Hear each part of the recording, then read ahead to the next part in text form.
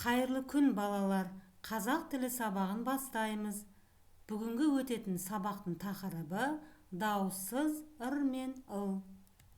Бүгінгі сабақта дауыссыз ыр мен ыл дыбыстарының жазылу емлесі туралы түсінесің.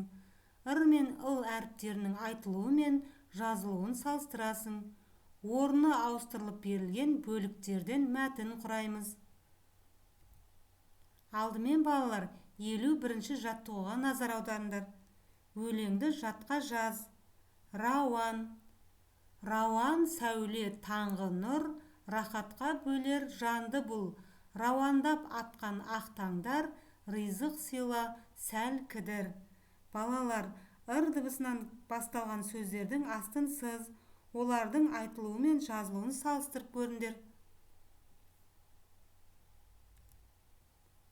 52-ші жаттығу.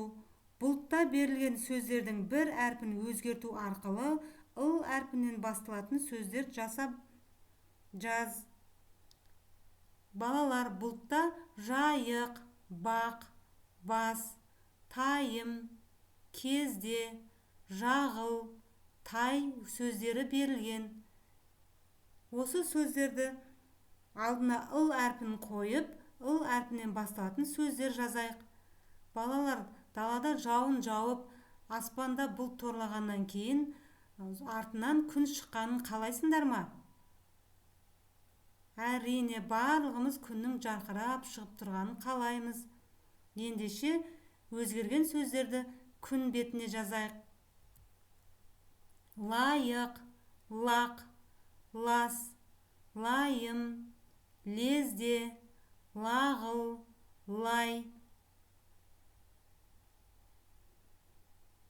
Балалар, ыл әрпінен басталатын сөздердің айтылуы мен жазылуын салыстырып көріңдер.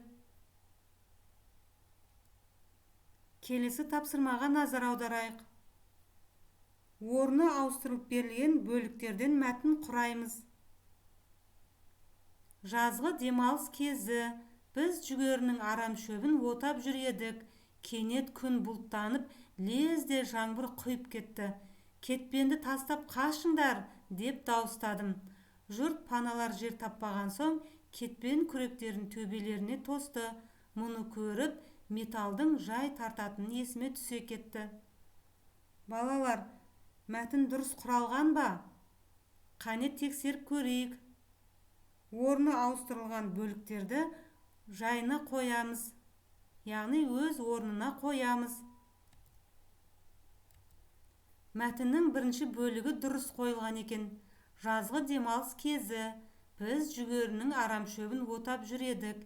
Кенет күн бұлттанып, лезде жаңбыр құйып кетті. Ал екінші бөлігі қайсысы болуы мүмкін? Жұрт паналар жер таппаған соң кетпен күректерін төбелеріне тосты.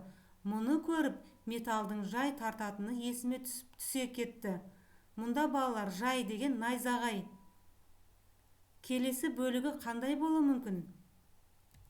Кетпенді тастап қашыңдар деп дауыстадым. Балалар, сендер найзағай туралы білесіңдер ме?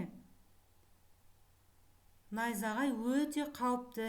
Егер далада жауын жауып найзағай болып жатса, теледидар, радио, телефонды сөндіру керек.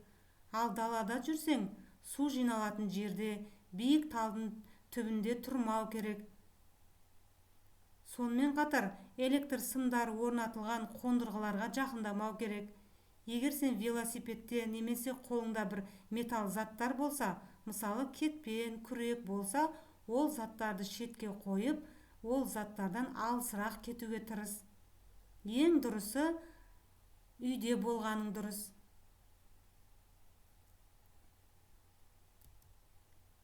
Балалар, ребусты бірге шешіп көрейік. Раушан. Жарайсыңдар, сендер де дұрыс тапты деп ойлаймын. Раушан бұл гүлдің аты.